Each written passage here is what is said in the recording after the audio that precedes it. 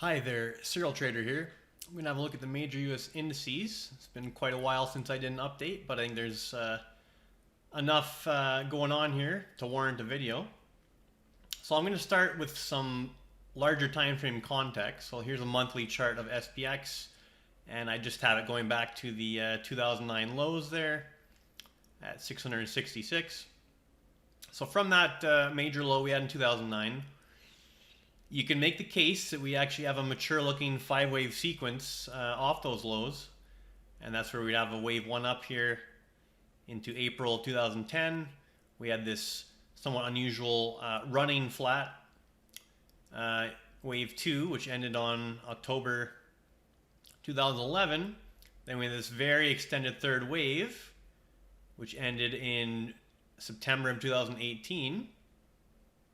And then we had this very large expanded flat for proposed wave 4, and now we've come up for wave 5 to complete the entire rally up the 2009 lows. Now you can make the case for this, but the thing is, you could have made the case for a mature looking 5-wave sequence off those 2009 lows many times over, and so far every time you've had a pullback, all it was a pullback, and this larger uptrend has continued. So we would need a hell of a drop to argue that, okay, the real top is in, like the multi-year top, for instance. And right now there's just no price action to suggest that, although it does remain a possibility. To me, you'd have to break these March 2020 lows to really strongly make the argument that, okay, this whole uptrend is over. And as you can see, we're a long ways from doing that. But I just thought I'd still frame it with this larger context that, hey, we may have just put in the top, although I think that's a much less likely scenario than, say, this scenario, where, okay, yes, we do have a 1, 2, very extended 3, expanded flat 4, and perhaps we've done 1, okay, wave 1 of the larger 5. Now we're going to pull back into 2, have a 3, 4, 5, and go on for, perhaps, well, I don't know about a number of years, but many more months, if not over a year or two, before actually making the wave 5 peak, and perhaps finishing this entire run off the 2009 lows. Possible. I like this currently more than the other interpretation, which is like, I mean, if you go here, this is like mega bearish, and you're expecting just all out destruction to the downside, huge pullback, or wherever it would go. Even if it just went back down to the March lows, I think a lot of people will consider that massive destruction of wealth. So yeah, I don't think that's currently the likely scenario. But I do like this because I do think that we're in this final impulse wave, and perhaps we've just done the initial wave 1 of this final impulse wave for this overall bull market off 2009 lows. But again, this is just to frame it in context. Really not very much here as far as trading implications looking at a monthly chart, but just interesting to point it out. Now, if we actually go to the daily chart, this is where I would want to spend a lot more time and go through it. So from those March lows at 2191, I think we've completed at least an initial impulse wave off that low. And just to make some arguments for it, okay, so we have this initial wave 1 up, and then we'd expect a wave 2 to do a fairly deep retracement. And what did we get for our wave 2 retracement? In between a 38.2 and a 50% retracement, so somewhat shallow for a wave 2, but acceptable. And as you know, this market has had a very upward bias since those March lows. And part of that is because of the tech sector. The Nasdaq type names have just been exceptionally bullish. So perhaps that skews SPX to having these somewhat shallower retracements in retrospect. So we got that. And then next up, we have this proposed wave 3, and how does that compare to wave 1 as far as relationship? So let's just take the length of wave 1, project off of the low of wave 2 here, and we'd be expecting somewhere around that 1618 relationship. So let me remove a couple of these. So yeah, between a 1618 or a twice the length of wave 1, pretty common wave 3 objective. So we got right in between there. So as far as a fib relationship, that looks like a nice wave 3. Now the subdivisions within wave 3, they're a little tricky, but let's just look at the bigger picture here and don't look at every little squiggle. So I think that's a nice wave 3 peak, and that was in June. Now we had this pullback, and this was somewhat tricky because we had this initial impulsive wave down, which suggested that those lows after a bounce up should be taken out at the minimum. And we had the bounce up, made a lower high, and then we were pushing down, but didn't actually take out those lows, made a higher low, and then went up again. So I would call this best labeled as a truncated zigzag, and you know, wherever we want to put this, those sublabels doesn't make much difference at this point.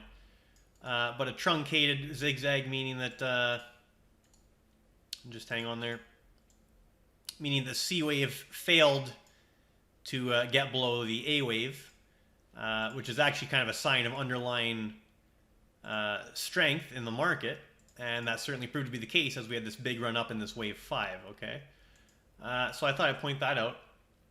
But one thing I will show you is an equal weight S&P instead of the actual S&P, and that's where the big tech names don't have as much influence, and all the other smaller stocks in the S&P 500 are more equally weighted.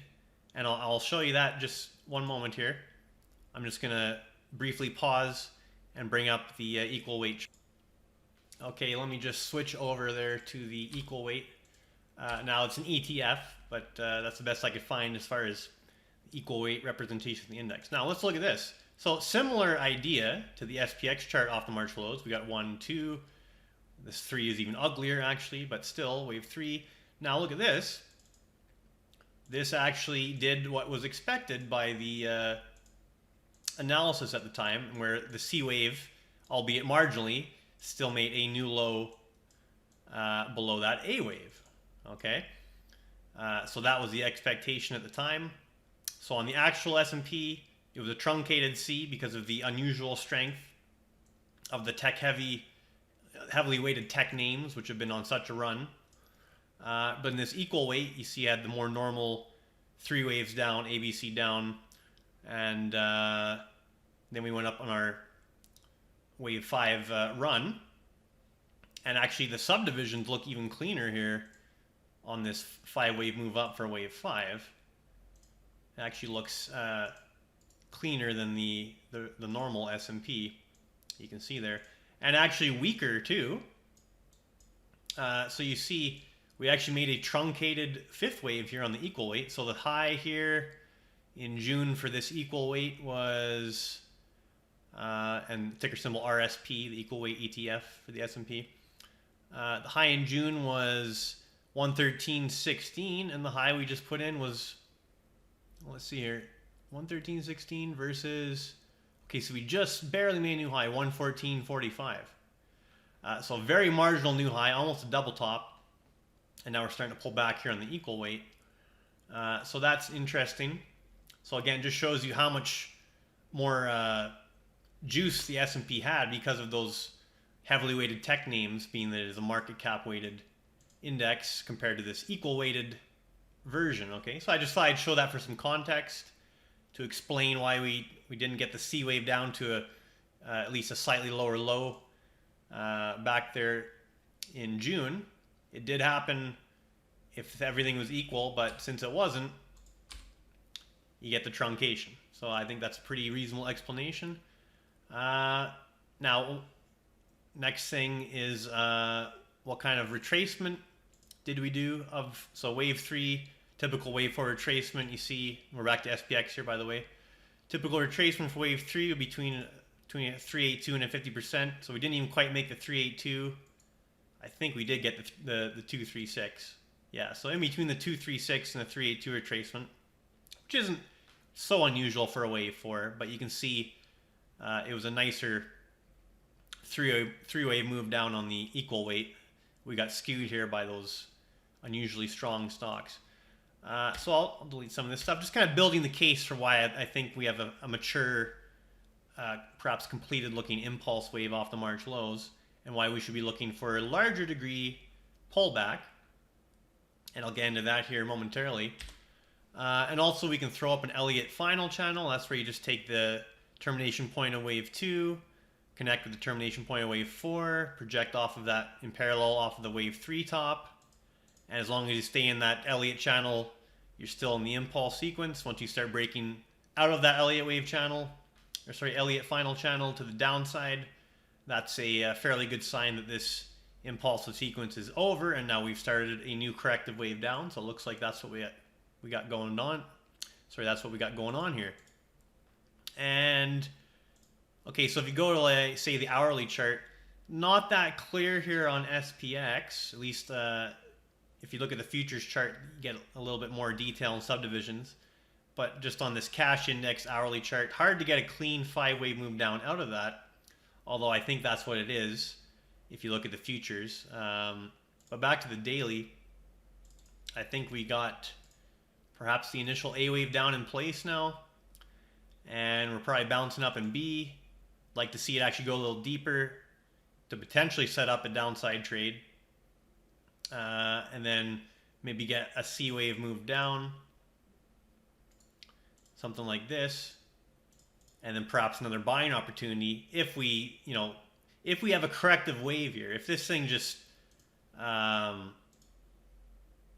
if we just start tanking, for instance, do something real directional looking like this, right? If we do that, then obviously that more bearish big picture scenario might be in play. Although this is not what I'm currently anticipating. Something to be aware of if it starts happening. Kind of have that in your back pocket and be like, all right, this may have been, a very important top, not just a intermediate top, for instance. And maybe I should be rethinking how bullish I am on the markets here. But again, this is not what I anticipate, but you got to be ready for anything. So just keep that in mind. But what I think is a more likely scenario currently, again, just some sort of corrective wave down, perhaps towards the election, and I'll get into the timing of that, by the way, soon here. And so a guideline for the depth of corrective waves, the previous fourth wave of one lower degree, and often ending near its termination point. So its termination point on SPX in this case was right around 2,999. And the actual guideline more broadly is the span of travel of that previous fourth. So the span of travel would be anywhere from this high at 32.33, and I guess you could include the A-wave termination point down to 29.65. So let's just call it mid 29s up to around low 32s is our potential high probability zone here to correct down into. Obviously, you can go deeper than that, but that's a nice zone to look for based on that guideline. And if we just do a fib retracement pull off the March low to the, I believe it was the September high here. Yeah, September 3rd. If we do that, let me just get rid of that 236. So I'll just put up a few levels. So the 38.2% retracement falls nicely into that previous fourth wave range. 50% would go a little bit below that, and there is still this nice gap down here. So that's potential gap fill plus 50% retracement level. So just some things to look for if we do get a more substantial pullback, which I think chances are decent. We have finally broken this uptrend line here. Now I'm calling it the Elliott final channel, but other people would probably draw similar trend lines, and I don't care where you draw the trend line from. You've broken anywhere you want to connect it here to these points. You've broken any trend line essentially you can draw from this March low to any of these more minor lows. All those trend lines have been broken. So that's why I think that we are in a more substantial pullback in progress. Okay, so I am going to go to the Nasdaq Composite. Just one moment. All right, so here's a chart of the Nasdaq Composite daily chart, going back to the March lows, and similar idea to SPX, although obviously way more extreme to the upside here. I mean, the move, we went from, on the composite here, 6,631 at the March low to a high of 12,074. I mean, damn near doubled the entire index in a matter of months. That's extreme, very extreme. But even so, it looks like we got 1, 2, very extended third. Some ambiguity in the subdivisions here, but still extended third. ABC for 4. And then 1, 2, 3, 4, 5 to complete this impulse wave for the Nasdaq. And I never really thought the market could pull back all that much until, you know, the real heavyweights started actually breaking their trends. And I think the Nasdaq Composite is kind of showing that taking place here, since it is so tech heavy and a lot of the leaders are in that index. But drawing the Elliott channel, wave 2 connected with wave 4 off of wave 3, we've broken down out of that Elliott channel. So that tells me that even the Nasdaq, the mighty Nasdaq, is now actually doing some sort of more meaningful pullback or correction here. And this looks like it is, in fact, the largest pullback since we've made those March lows. So that tells me this isn't just another smaller degree fourth wave and we'll just V-shape up to another new high. I mean, I guess we could, but to me, this looks pretty promising for a more time-consuming and perhaps deeper retracement than what we've seen leading up to this point. So I just want to show that on the Nasdaq Composite, and obviously would have similar expectations. Some sort of three-wave decline would be in the cards. Let me just, what do I want? Minor. No, there you go. Be looking for something like this, again, back into that previous fourth wave span of travel at the minimum, which could bring us down to, I don't know, around 10,000. So yeah, I wouldn't be surprised at all to see a shallow percentage retracement because that's what we've been experiencing all the way up. So this is just a larger degree than we've been in, but still probably going to be, if things remain relatively bullish overall, probably be looking for a relatively minor retracement of this overall move. And yeah, it may not even get that 38.2% retrace from the March low to the September high. Maybe get the 236 up there. No, we almost did the 236. So maybe somewhere between the 236 and the 382. Again, previous fourth wave zone here. Could be an interesting area if the market doesn't just keep tanking. That could be an excellent long entry. We'll see. But what I really wanted to show on a shorter term basis, because again, say we go on the hourly chart here of the composite, hard to get clear subdivisions because there's a lot of gaps, a lot of overnight action that's not being displayed here. It certainly looks directional, looks impulsive, but hard to say we can label a clean 5 down here, say on the hourly chart here, even of the composite. So what I want to do is go to what I think has the clearest short-term waves here, and that's the NQ futures, so the Nasdaq 100 futures.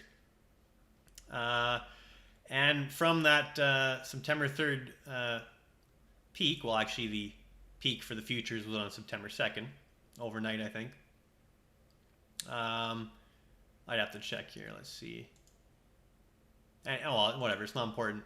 Anyway, so from that September peak so far, I can easily get a 1, 2, very obvious 3, maybe a triangle 4, 5 down for this initial, possibly A down, if we're going to work this as a correction downwards, which currently I think is reasonable. Probably bouncing up in B, and then we'll be coming down again in C. Now, looks like we need to do a more substantial retracement. So let me just do a fib pull and get rid of the 236. So we haven't even, as of yet, measuring from our high to our most recent low. Hang on there. measuring that, I think, yeah, we haven't retraced deeply enough to get me interested in a fresh short entry. But I think if we get a nice 535 into one of these fib retracements, either the 50% or the 618, for instance, or even the 786. I mean, this market's been crazy. We could easily do a super deep retracement to the 786 here, especially on the Nasdaq. Wouldn't surprise me at all. But get that, start rolling over, and that could be an interesting downside trade setup to try and catch the C wave down. But I just wanted to show the shorter term chart here on the NQ futures because I think it shows most clearly of all the majors that we did get a nice impulse wave down from the high, which implies we should get a bounce up here to a lower high and then one more stab down to a lower low. So that's my thoughts there. And hang on there. Anything else I wanted to show? No, that's pretty much all I wanted to show here on TradingView. So yeah, as far as the trade setup, like on SPX here, I'd want a deeper retracement. So right now we haven't even done a 38.2% retrace. Start getting into the 50% or the 618, and if we get a nice little three-way move up, starts rolling over, that could be an interesting downside trade setup. Maybe short some futures, stop against the high, of course. But right now, just waiting for this, what I believe will be a corrective bounce to a lower high to play out. And then if it looks like it sets up nicely, that's potentially a fresh entry. But right now, just waiting, watching, observing. Not just gonna, you know, would you really want to short a bounce that didn't even make the 382 retracement on a market that's just been going straight up almost for a while? I mean, I don't know. Seems like the danger of a deeper retracement is pretty high. That's what I think about that. Okay, so that's, yeah, I think we're done with TradingView. Now let's head over to the Thinkorswim Candlestick charts here.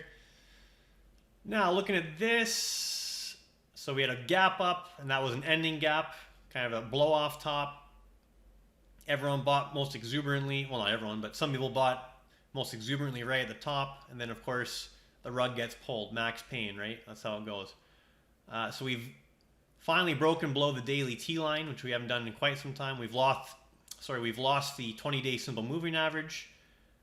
So for short-term dip buyers, that usually holds. Now it has not held. We've broken that.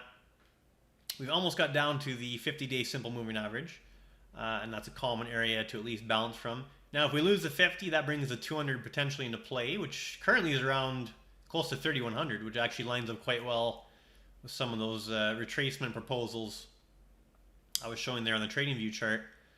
But yeah, right now I'm thinking, I mean, we've only had a one-day bounce so far, so we've down 3 days in a row, one-day bounce. Usually the bounce, I mean, usually it lasts longer than the preceding down move, even if you're going down again. So I think we got to chew up some more time and probably have a deeper retracement up here before a nice short sets up. And I could be wrong. For all I know, this thing's already bounced just for one day and we're rolling over and going down hard. But I think that would be a sign of more weakness than I'm currently anticipating if that happens. But we'll see.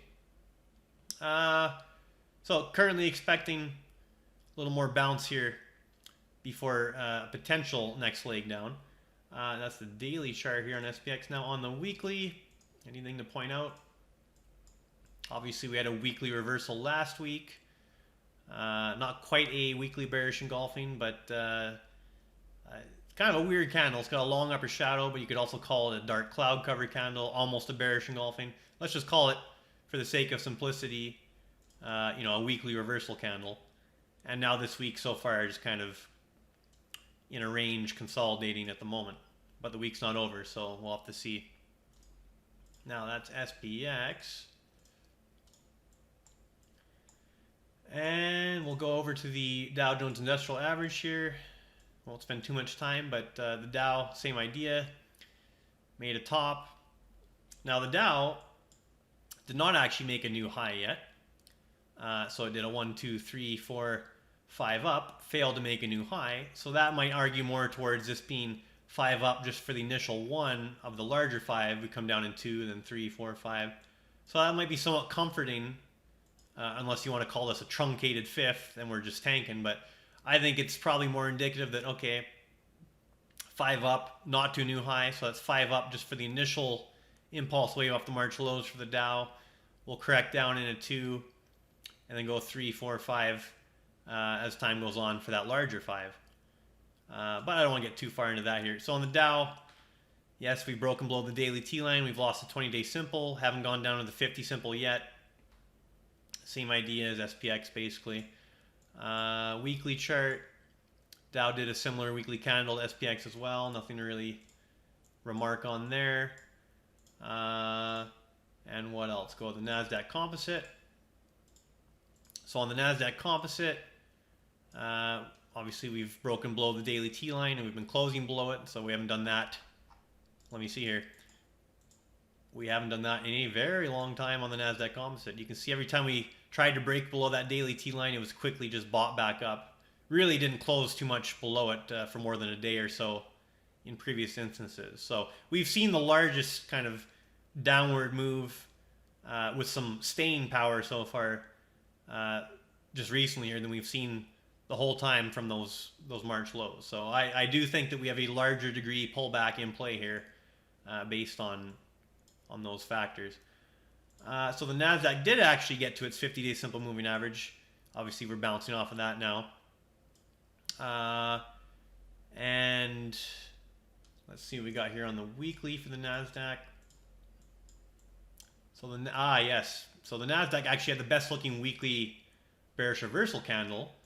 We had a weekly bearish engulfing last week. And now again this week we're just kind of bouncing around so far. So Nasdaq, it led the way up. Perhaps it's going to lead the way down on this pullback. Kind of makes sense, right?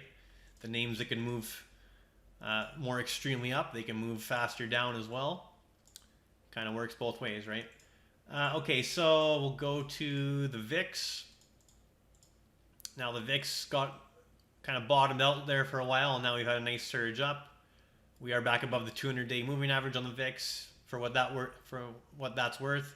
We have broken multiple prior resistance levels on the VIX, but we haven't broken what I consider a fairly important level, and that would be the June VIX high.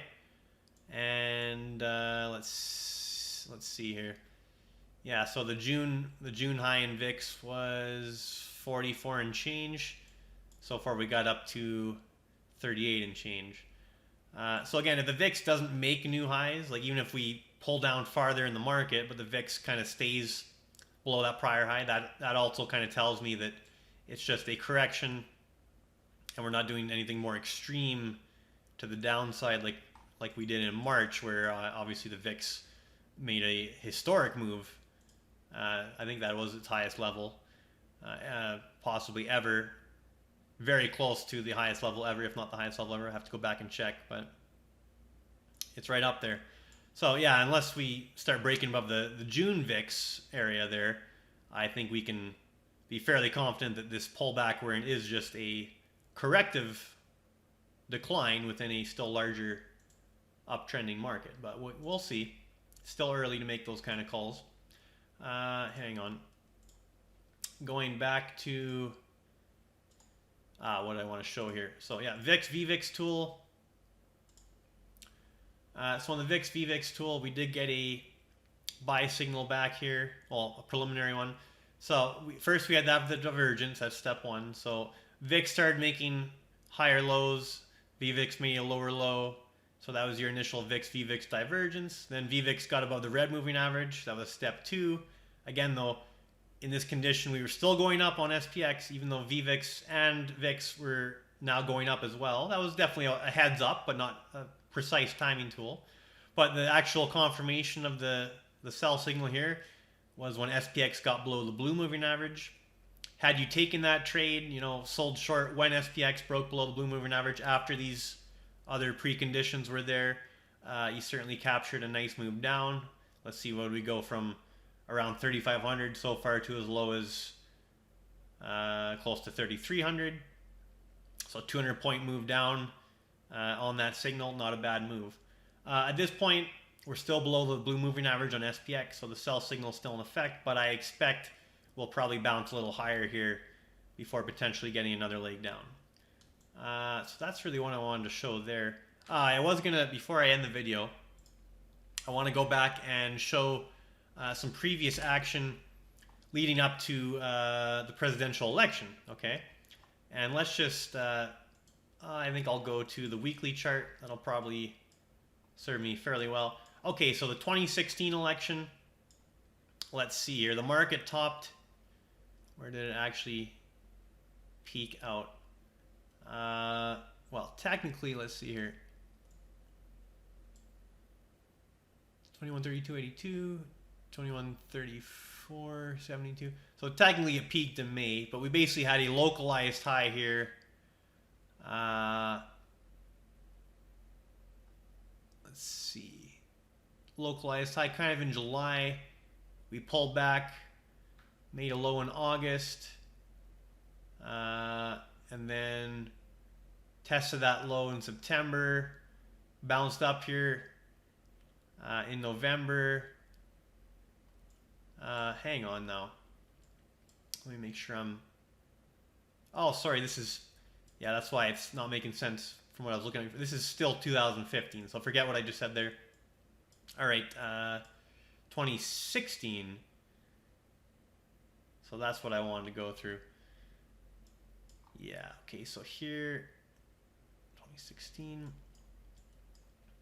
Sorry, I should have been a little more precise about this before I got on this.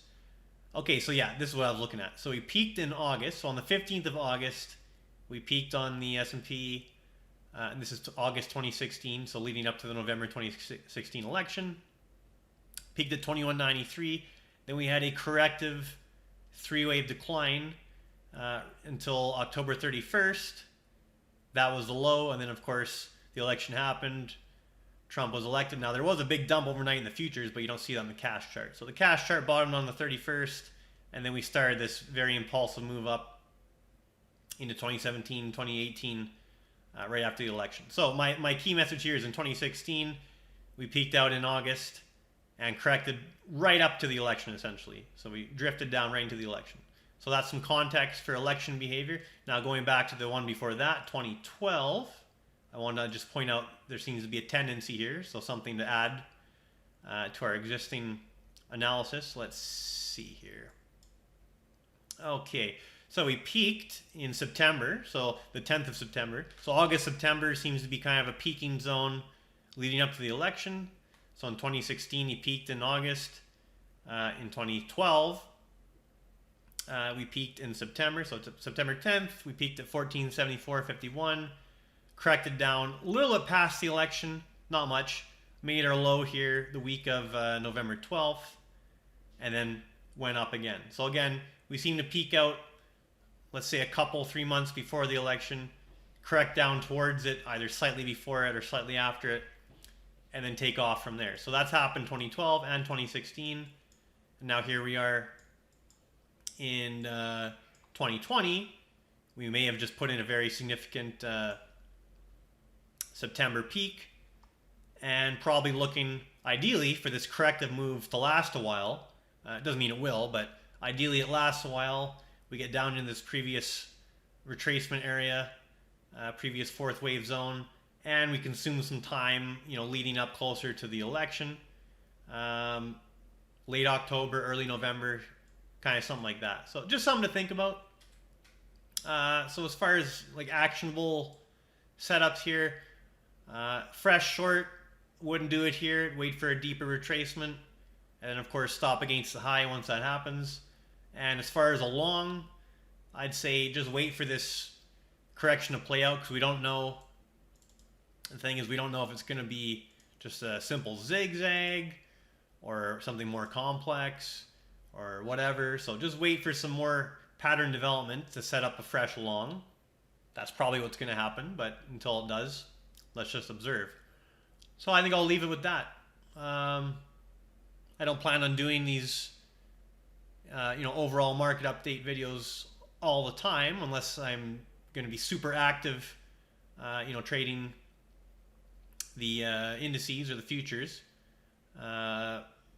which I haven't been. So unless that changes, I'll only update something when I really think it's worth talking about.